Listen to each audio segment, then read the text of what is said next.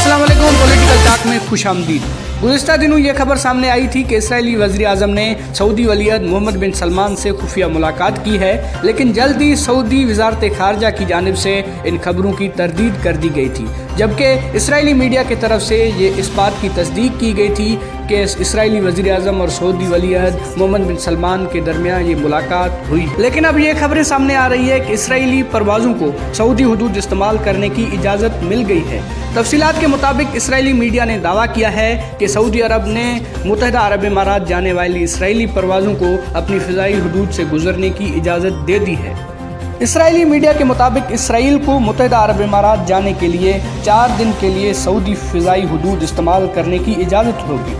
Israel से Dubai के लिए पहली परवाज़ आज रवाना होगी, ताहम सऊदी अरब की जानिब से ताहाल इस खबर की तस्दीक नहीं की गई। पहले इसराइली वज़ीर आज़म और सऊदी वलीअहद मोहम्मद बिन सलमान के मुलाकात की खबरें, उसके बाद इसराइली तैयारों को हुदूद इस्तेमाल करने की इजाज़त। इस बात से ये अंदाज़ा लगाया जा रहा है, लोगों का कहना है कि शायद सऊदी अरब भी मुत्तहिदा अरब इमारात की तरह इसराइल को तस्लीम करे और इसराइल के साथ अपने ताल्लुकात बहाल करे।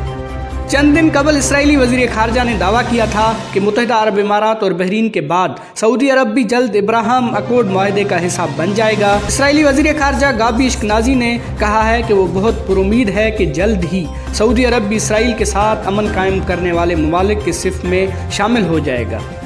एक गैर मुल्की अखबार को दिए गए इंटरव्यू में इसराइली वज़ीर ख़ारजा का कहना था कि सऊदी अरब खित्ते का अहम मुल्क है, ये इंतहाई अहम होगा कि इब्राहिम अकॉर्ड मुआहदे में सऊदी अरब हमारा इत्तेहादी बन जाए। उन्होंने मज़ीद कहा कि मैं बहुत ज़्यादा पुरुमीद हूँ कि सऊदी अरब हमारा इत्तेहादी बन जाएगा, क्योंकि उनका रवैया मददगार है। उन्होंने बहरीन और मुत्तहिदा अरब इमारात के साथ मुआहदे पर कोई इतराज़ नहीं किया। इसके अलावा 15 सितंबर को मुत्तहिदा अरब इमारात और बहरीन के जानिब से इब्राहिम अकॉर्ड मुआहदे पर दस्तखत किए जाने के बाद सऊदी अरब ने इसराइली तैयारों को अपनी फ़िज़ाई हुदूद इस्तेमाल करने की इजाज़त दी, जो कि इसराइल के साथ ताल्लुकात की बहाली की जानिब मुस्बत कदम साबित हो सकता है।